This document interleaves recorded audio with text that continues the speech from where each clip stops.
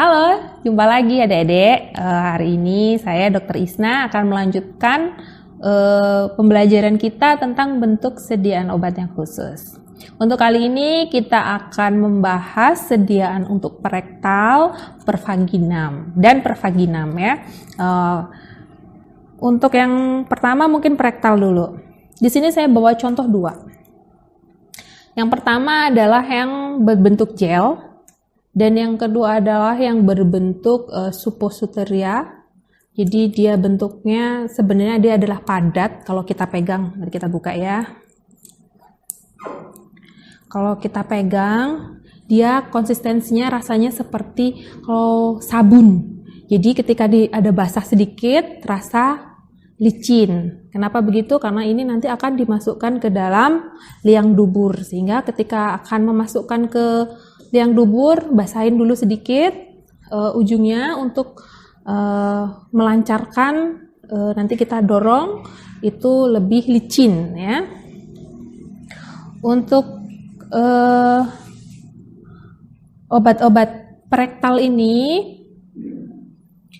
keuntungannya dia memberikan efek yang cepat karena walaupun dia ini adalah efeknya sistemik, kalau ini contohnya adalah paracetamol ya, jadi adalah efek antipiretik atau penurun panas yang kita harapkan itu bersifat sistemik, tapi kita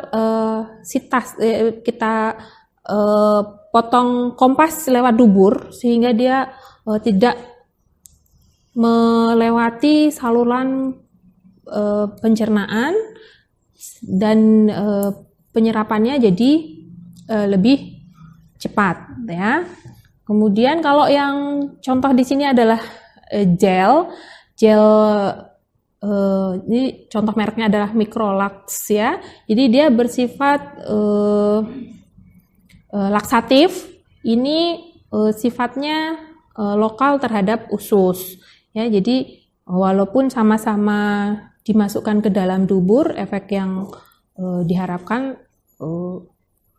berbeda ya. Kalau yang ini sistemik dan yang ini peristaltik di usus juga, hanya di usus saja gitu. Jadi keuntungannya dia cepat bereaksi gitu ya. Kemudian kekurangannya apa? Kekurangannya memang untuk pemakaiannya harus dibantu ya, harus dibantu. Tetapi ini cocok. Kalau contohnya ini paracetamol cocok untuk anak-anak atau orang tua yang tidak kooperatif atau pasien dengan penurunan kesadaran yang tidak mungkin ditelan atau meronta-ronta dan bahaya kalau akan dipasangkan injeksi. Ini merupakan pilihan yang rute obat, pemberian obat yang cukup bisa diandalkan. Misalnya kalau pada anak kejang demam itu kita bisa berikan paracetamol perektal, kita bisa beri diazepam perektal karena anaknya pasti menangis meronta-ronta masih kejang-kejang gitu ya. Jadi biasanya tidak kooperatif. Ini bisa menjadi pilihan rute pemberian obat. Selanjutnya ini adalah sediaan yang digunakan di vagina ya. Jadi ini memang pervaginam ya.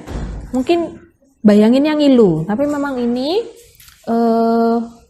adalah obat-obat yang sering digunakan untuk kasus-kasus infeksi terutama pada penyakit menular seksual atau infeksi di vagina ya.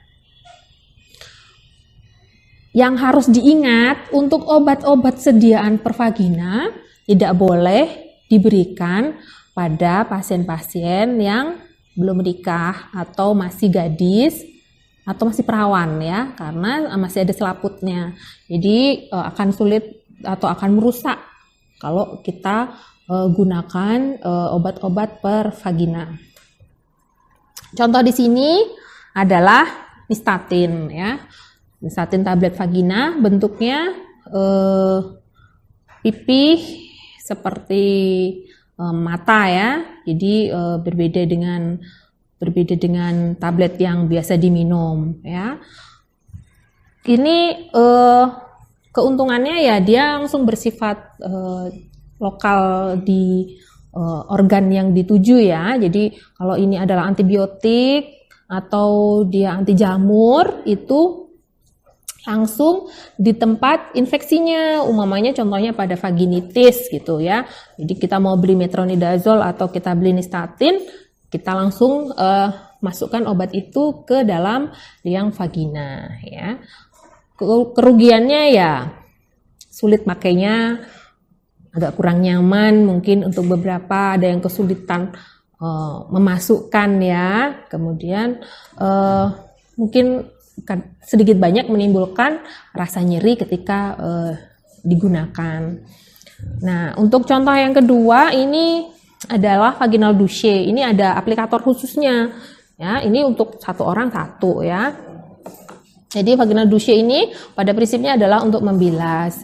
Jadi ini nanti ada larutan povidone iodin yang dimasukkan sesuai ada penandanya, kemudian diisi dengan cairan sehingga penuh. Jadi ini diencerkan lagi. Kemudian aplikatornya yang biru ini dimasukkan ke liang vagina, kemudian ini bisa ditekan untuk membilas. Jadi douche itu untuk membilas ya. Jadi ini istilahnya vaginal douche. Oke.